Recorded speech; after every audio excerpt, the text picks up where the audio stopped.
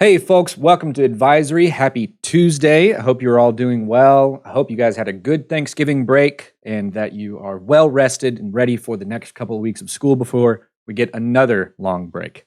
Seeing as we have a lot of tests coming up, some of us have retakes coming up next week, or you might have finals coming up or ACPs. I thought it was a good idea to go over some general test-taking strategies, especially when it comes to standardized tests. So that's what we're going to do. Okay, first, let's just define what standardized tests are, because there's lots of different tests you can take. A lot of them are going to be some sort of standardized test. It's meant to produce standardized answers, meaning that everybody should get a single answer.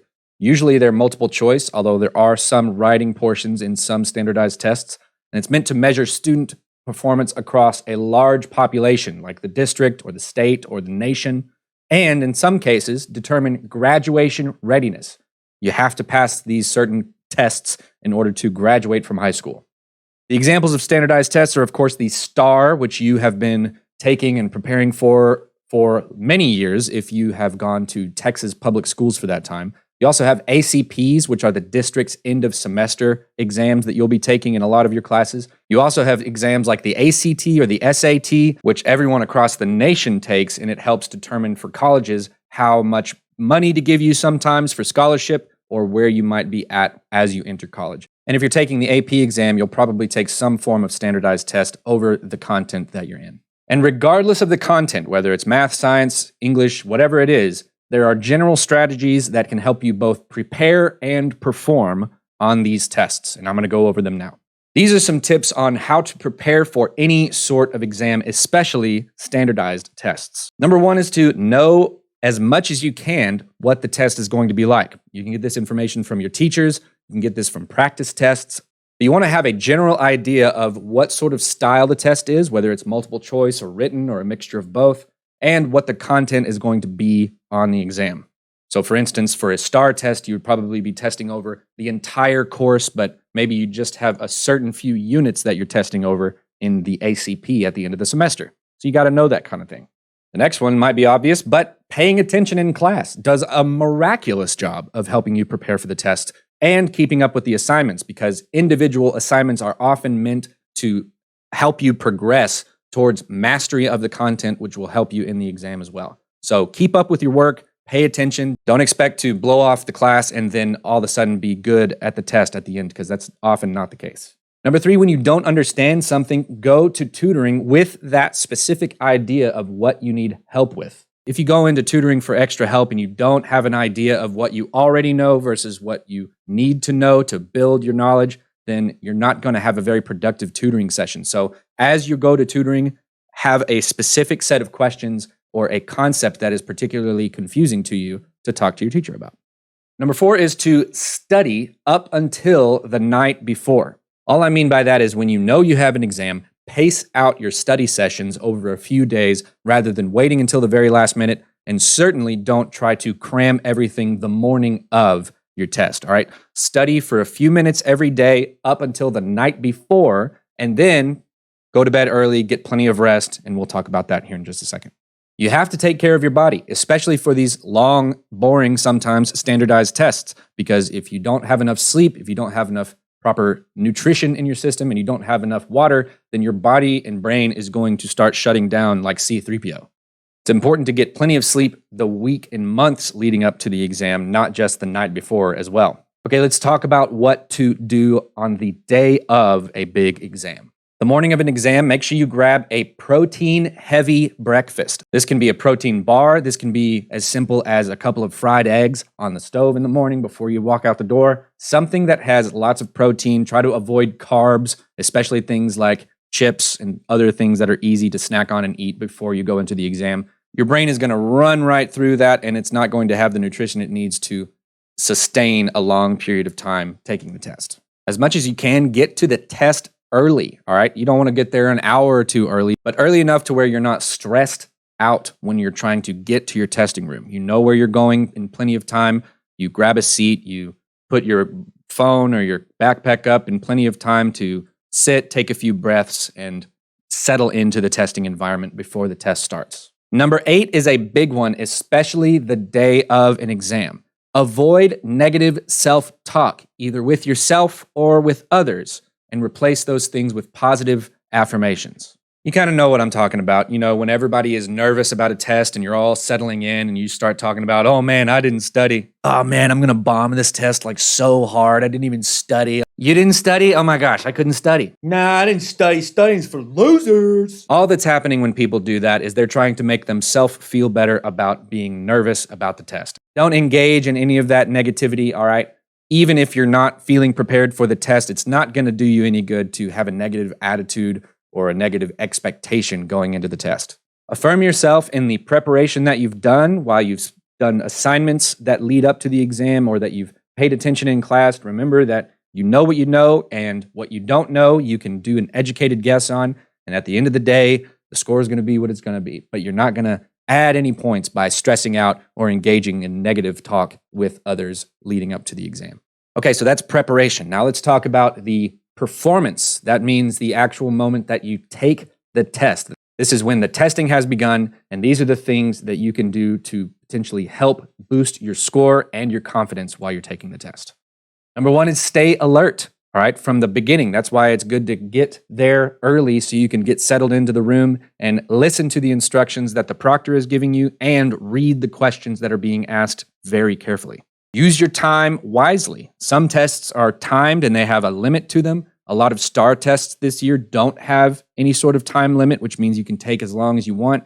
But just know that you want to use your energy and your time efficiently as you sit down and take the test, because the longer it goes on, the more tired of being in the testing environment you're going to become.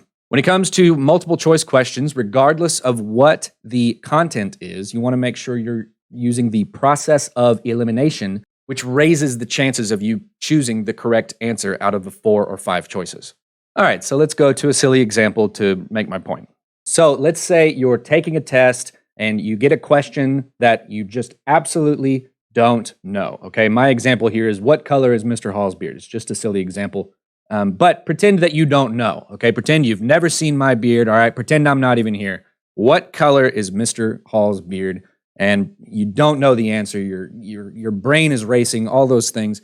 The first thing you think to do is to guess randomly. And that, because there are 4 options, gives you a 25 chance of a correct answer. And that means you have absolutely no idea and you're just rolling the dice. Eeny, meeny, miny, mo, catch a tiger by his toe. Now, those chances are not very good. And so even if you don't know it, you can do things to help your chances of getting that correct answer by using the process of elimination. If you eliminate obviously incorrect answers, that gives you a 50% chance of a correct answer, which boosts it by double. Now you've gotten it down to 2 different answers and only one of them can be correct, but it gives you more of a chance to get the correct one when you eliminate the obviously wrong ones. And the answer, of course, is red. Yeah, my hair is mostly brown, but my beard has always been red. You know, the most frequent question I get is, do you dye your beard? Do you dye your beard? Of course I don't dye my beard or my hair. You can thank my father for this. You may also have an essay or a written portion. Maybe it's short answer questions, maybe it's a longer essay. For this, you want to follow the advice and instructions that your teachers have been giving you all semester and all year about that. But generally speaking, when you have a writing prompt, you want to dissect the prompt and make a little bit of a plan before you jump right in. So check out this example from English 2 STAR. All right, you've got the following quotation: "Don't spend so much time chasing your future that you run over your present," by Carlos Wallace. "Some people focus so much on the future that they do not enjoy the present. Others spend so much time living in the present that they do not prepare for the future. Carefully consider this statement.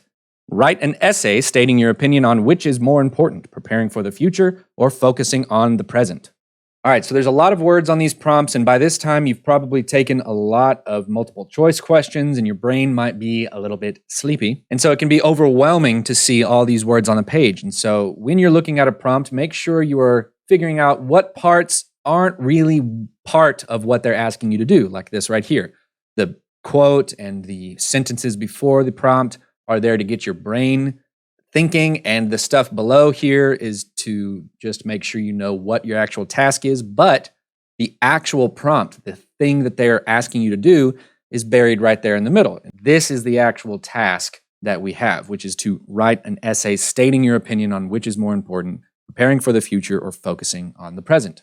Don't let them confuse you. They always try to, whether it's with weird multiple choice questions or way too many words in a prompt.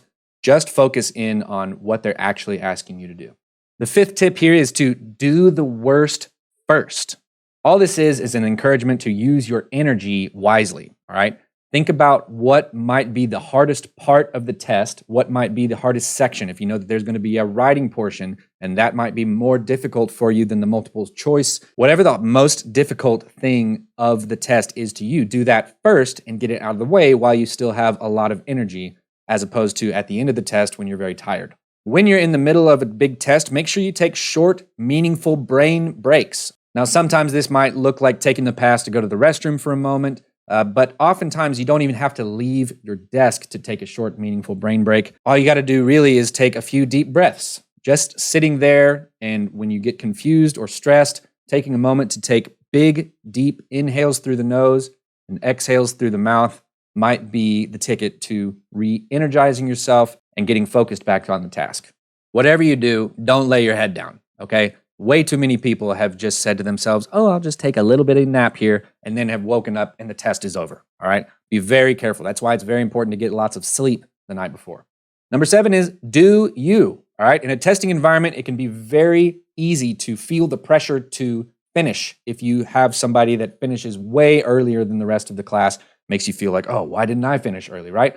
Don't worry about that, all right? Just take the time that you need. If it's a time test, pay attention to that. But take the time that you need and worry about your own performance. Don't worry about someone else's performance or speed with which they finish the test.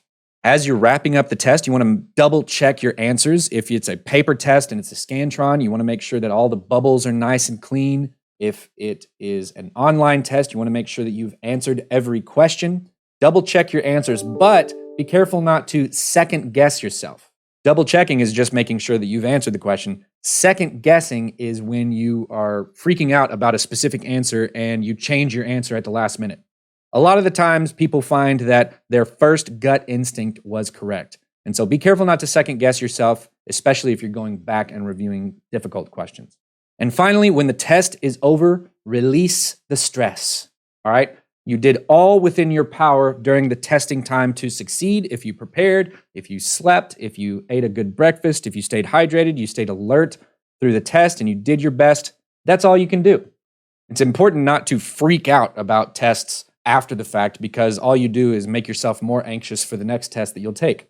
Take a breath, understand that it's out of your hands now, you did the best you could, and it's really just one test. Even very important tests like the STAR test or like ACTs or SATs or AP exams, they're all really just one test, and it doesn't mean that you're a bad student if you do badly on a test. It doesn't mean that you're not smart or that you're not capable. It's just what happens. Sometimes we take bad tests, sometimes those tests are very important, but overall, a single standardized test especially should not determine your worth as a person or as a student. Those are my tips for a successful testing season. All right, we've got a few exams coming up. Some of you are retaking exams. We've got finals on the way, ACPs, and then in the spring, we'll have a lot more testing, right? It's just a part of life at school. As we approach these tests, just think carefully about how you're preparing and how you can best help yourself in the actual testing environment.